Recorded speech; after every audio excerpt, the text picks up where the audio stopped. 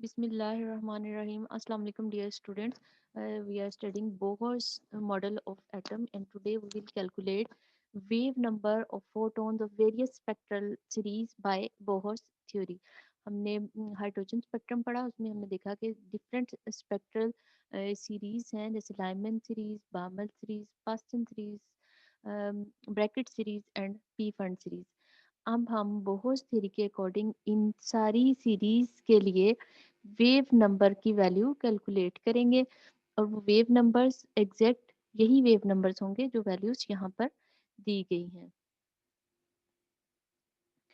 उसके लिए हमें जब एक इलेक्ट्रॉन किसी एक लेवल से दूसरे लेवल में जंप करेगा, तो हम फर्स्ट वन उस इलेक्ट्रॉन के लिए एनर्जी डिफरेंस फाइंड आउट करेंगे कि एक ऑर्बिट से दूसरे ऑर्बिट में जंप करते हुए उसकी एनर्जी में क्या डिफरेंस आया। तो उसके लिए हम ये टू वैल्यूज लेंगे, E1 energy of electron in first orbit and E2 energy of electron in second orbit. Energy की वैल्यू जो हमने वो ली है, जो बोहर्स मॉडल के अकॉर्डिंग बोहर ने एनर्जी की वैल्यू ड्राइव की थी इलेक्ट्रॉन के लिए। Energy is equal to minus z square me4 over 8 epsilon naught square n square h square। लेकिन फर्स्ट शेल के लिए जहाँ इलेक्ट्रॉन पहले था उसके लिए हम इसको n1 स्क्वायर कर लेंगे, और सेकंड शेल के लिए n2 स्क्वायर। अदरवाइज ये दोनों वैल्यू सेम है, सिर्फ E1 E2 के लिए हमने n1 और n2 लिया है। अब बोहर्स पोस्टुलेट के according energy difference between two orbital two shells can be calculated by delta E is equal to E2 minus E1। यानी हम E2 से माइनस करेंगे E1, हम E2 की वैल्यू लिखेंगे और माइनस हम लिखेंगे E1 की वैल्यू, और फिर उन दोनों में जो कॉमन फैक्टर्स हैं उसको हम बाहर निकाल लेंगे बच्चों, और सिर्फ 1/n1 स्क्वायर और 1/n2 स्क्वायर जो है वो इन दोनों में कॉमन नहीं, उनको हम सेपरेट कर लेंगे। तो एक्चुअल में तो 1/n2 स्क्वायर को पहले आना चाहिए, माइनस 1/n1 स्क्वायर आना चाहिए, लेकिन चूंकि E2 में से हमने E1 को माइनस करना है, तो E1 को माइनस भी करना है, एक माइनस का साइन आएगा, और E1 के साथ भी माइनस है, तो इसलिए वो माइनस माइनस मल्टीप्लाई होकर यहाँ पर क्या आ जाएगा, प्लस साइन आ जाएगा। इसलिए n1 स्क्वायर से पहले प्लस साइन है और n2 स्क्वायर से पहले माइनस साइन है, इसलिए हमने इसको 1/n1 square minus 1/n2 square लिखा है यहाँ पर। अब हाइड्रोजन एटम के लिए बच्चों z की वैल्यू 1 है, यहाँ पर हम इस z की वैल्यू 1 पुट कर देंगे।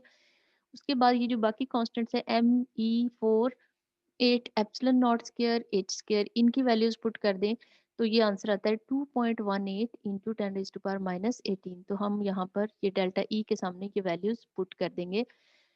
तो ये एनर्जी डिफरेंस की वैल्यू है बिटवीन टू शेल्स। अब ये ज़रूरी नहीं कि ये n1 और n2 एडजेसेंट हो।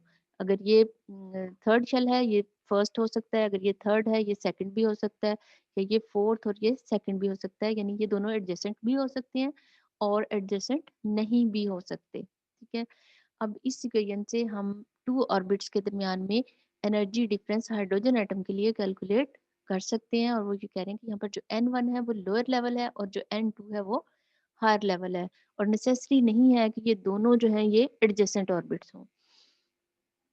जी, अब इससे पहले हम ये पोस्टुलेट्स भी पढ़ चुके हैं बच्चों, delta E is equal to h new.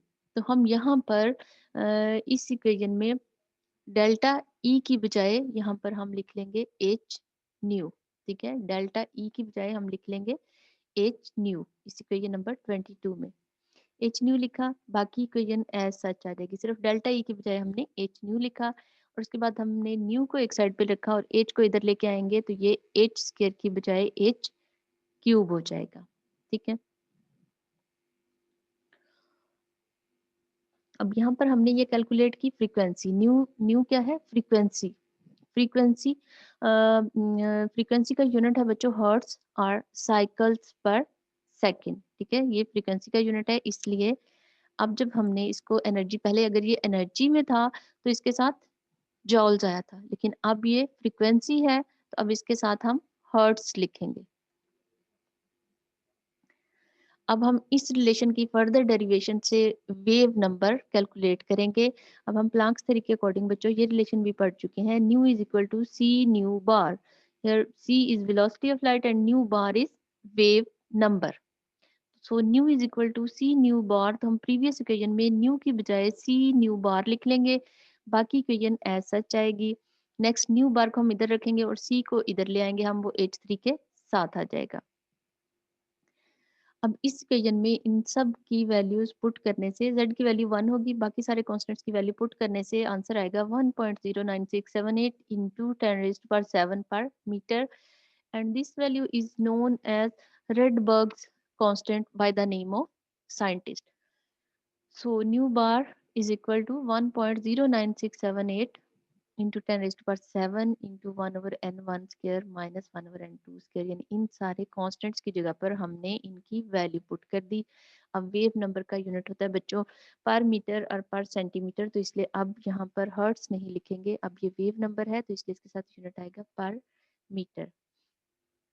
अब जो ये इक्वेशन है इससे हमें पता चलता है wave number of photon that is emitted or absorbed when the electron jumps between two orbits. ठीक है, अब इस वेव नंबर वाली इक्वेशन को यूज करते हुए हम डिफरेंट सीरीज के लिए जो हाइड्रोजन स्पेक्ट्रम में थी उनके लिए हम वेव नंबर की वैल्यू कैलकुलेट करेंगे। तो सबसे पहली सीरीज थी बच्चों लाइमन सीरीज। अब लाइमन सीरीज सबसे पहली सीरीज थी और ये वो सीरीज थी जिनमें जो n1 था उसकी वैल्यू 1 थी। ठीक है, किसी भी हायर ऑर्बिट से अगर इलेक्ट्रॉन्स n1 में आ रहे हैं तो वो लाइमन सीरीज थी in the spectrum of hydrogen, किसी भी हायर लेवल से n1 में अगर आए। तो अब हम इसके लिए डिफरेंट लाइंस की वैल्यू कैलकुलेट करते हैं। फर्स्ट लाइन के लिए n1 1 होगा और n2 2 है, यानी सेकंड से इलेक्ट्रॉन 1 में आ रहा है, तो हम यहाँ उसकी वैल्यू पुट कर लेंगे 1 over 1 square minus 1 over 2 square, ये वैल्यू पुट करेंगे तो आंसर आएगा 82.26 इंटू 10 रेज टू पावर 5 पर मीटर। ये लाइमन सीरीज की जो फर्स्ट लाइन है उसके लिए हमने वेव नंबर कैलकुलेट किया।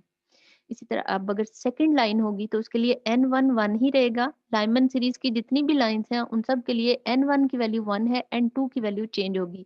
फर्स्ट लाइन के लिए 2 थी, सेकंड लाइन के लिए 3 होगी, तो यहाँ पर हम n2 की बजाय यहाँ पर 3 लिख देंगे, 3 स्क्वायर। ठीक है, तो ये आंसर आ जाएगा 97.49 इंटू 10⁻5 पर metre. Next limiting line. Limiting line means जहाँ पे लाइमन सीरीज खत्म हो रही होगी और नेक्स्ट सीरीज शुरू होगी, वो कब होगी जब इन्फिनिटी से इलेक्ट्रॉन n1 में जंप करेगा, तो जो वैल्यू आएगी वो लिमिटिंग लाइन होगी between Lyman series and the next series. उसके लिए ये वैल्यू आ गई 109.678 इंटू 10⁻5 पर मीटर। तो ये लिमिटिंग लाइन कब डेवलप होगी जब इलेक्ट्रॉन इन्फिनिटी से फर्स्ट ऑर्बिट में जंप करेगा। तो ये हमने लाइमन सीरीज के लिए उसकी हर लाइन के लिए हम इससे इस फार्मूला से वेव नंबर की वैल्यू कैलकुलेट कर सकते हैं। अब नेक्स्ट हम बामर सीरीज देखेंगे।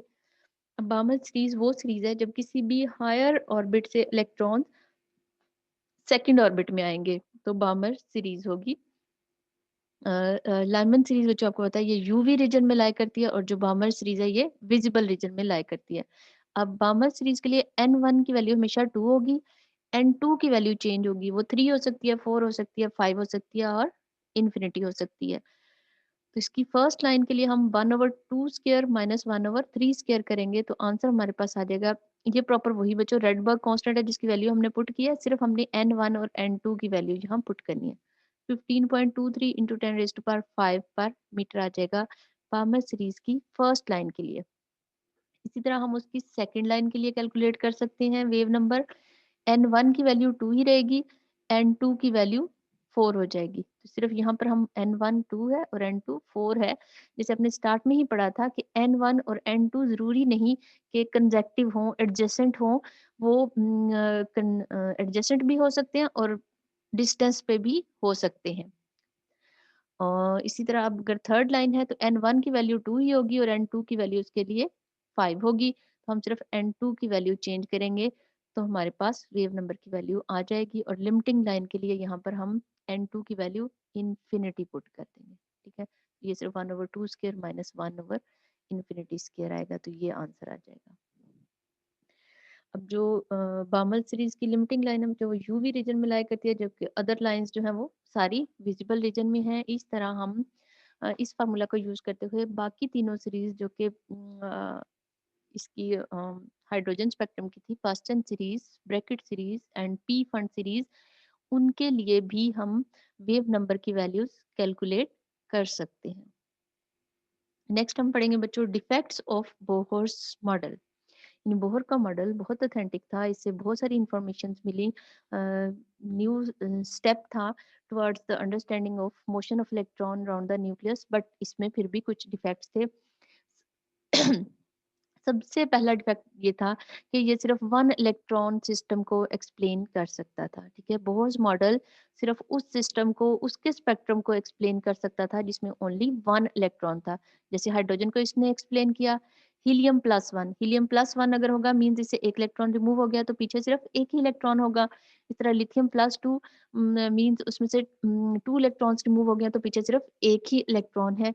और बेरिलियम प्लस थ्री में भी एक ही इलेक्ट्रॉन है। तो बोर्स मॉडल जो है वो सिर्फ एक इलेक्ट्रॉन सिस्टम को एक्सप्लेन कर सकता था, उसके स्पेक्ट्रम को। अगर एक से ज्यादा इलेक्ट्रॉन्स का स्पेक्ट्रम होता था तो बोर्स थ्योरी उसको एक्सप्लेन नहीं कर पाती थी। जैसे अगर हीलियम प्लस वन की बजाय हीलियम हो, लिथियम प्लस टू की बजाय लिथियम हो और बेरिलियम प्लस थ्री की बजाय बेरिलियम हो, तो उनकी स्पेक्ट्रल लाइंस को बोर थ्योरी एक्सप्लेन नहीं कर पाती थी। नेक्स्ट डिफेक्ट ये था कि अगर जो हाइड्रोजन का स्पेक्ट्रम था, अगर उसको हाई रिजॉल्विंग पावर स्पेक्ट्रोमीटर से देखा जाए तो जो इंडिविजुअल स्पेक्ट्रल लाइंस थी वो फर्दर लाइंस में स्प्लिट अप हो जाती थी और फाइन लाइंस नजर आती थी और उसको फिर फाइन स्ट्रक्चर कहा गया था। तो इस फाइन स्ट्रक्चर को बोहर की थ्योरी एक्सप्लेन नहीं कर पाती थी। जैसे बामर सीरीज में जो पहली ही लाइन है वो फर्दर 5 लाइंस में डिवाइड होगी, तो इस बात को बोहर का एटॉमिक मॉडल एक्सप्लेन नहीं कर पाया था। रीजन ये थी कि उस वक्त तक सिर्फ प्रिंसिपल क्वांटम नंबर बच्चों डिस्कवर हुआ था, बाकी quantum numbers, azimuthal quantum number, spin quantum number, magnetic quantum numbers वगैरह डिस्कवर नहीं हुए थे।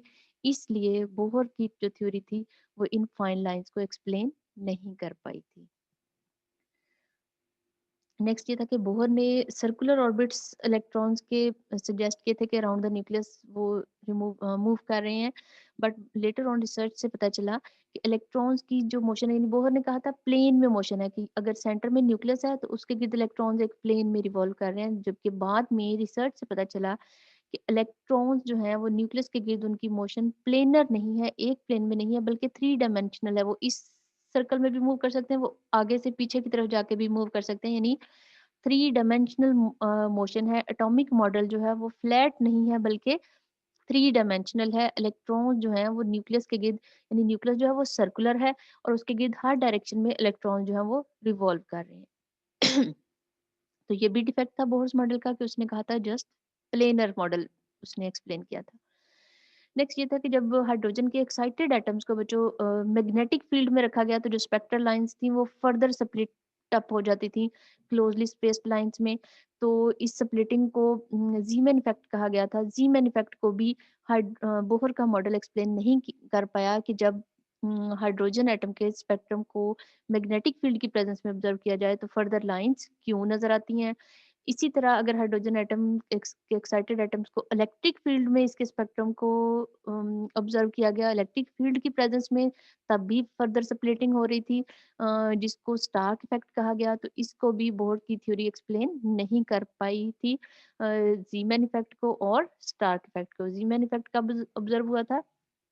जब मैग्नेटिक फील्ड की प्रेजेंस में स्पेक्ट्रल लाइंस को ऑब्जर्व किया गया, और स्टार्क इफेक्ट जब इलेक्ट्रिक फील्ड की प्रेजेंस में लाइंस को ऑब्जर्व किया गया। तो जो सिंगल लाइंस थी वो फर्दर लाइंस में स्प्लिट अप हो रही थी।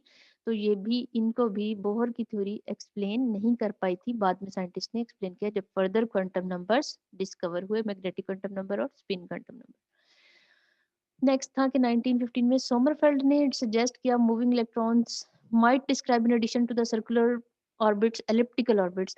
सर्कुलर ऑर्बिट्स सर्कल में है, लेकिन सोमरफेल्ड ने बच्चा बताया कि ये जो मोशन है इलेक्ट्रॉन्स की न्यूक्लियस के गिर्द वो ओवल भी हो सकती है। ठीक है, जरूरी नहीं कि सर्कुलर हो, वो ओवल भी हो सकती है, जिसमें सम टाइम ऐसे हो सकता है कि न्यूक्लियस एक साइड पे हो और इलेक्ट्रॉन दूसरी साइड पे रिवॉल्व कर रहा हो। ये फर्दर इसकी डिटेल्स आप हायर क्लासेस में पढ़ेंगे। तो जस्ट एलिप्टिकल ऑर्बिट का आपको पता होना चाहिए कि व्हाट आर एलिप्टिकल ऑर्बिट्स, कि सर्कुलर ऑर्बिट की बजाय जो इलेक्ट्रॉन्स हैं वो ओवल शेप्ड ऑर्बिट्स में भी मूव कर सकते हैं, जिसमें मूव करते करते हो सकता है कि समटाइम न्यूक्लियस एक साइड पे हो और इलेक्ट्रॉन उसके ऑपोजिट साइड पे लाई कर रहा हो। बच्चों ये Bohr's atomic model is very very important, and it's derivation of energy and radius, then wave number, and the last one it's defects. Allah Hafiz and thank you.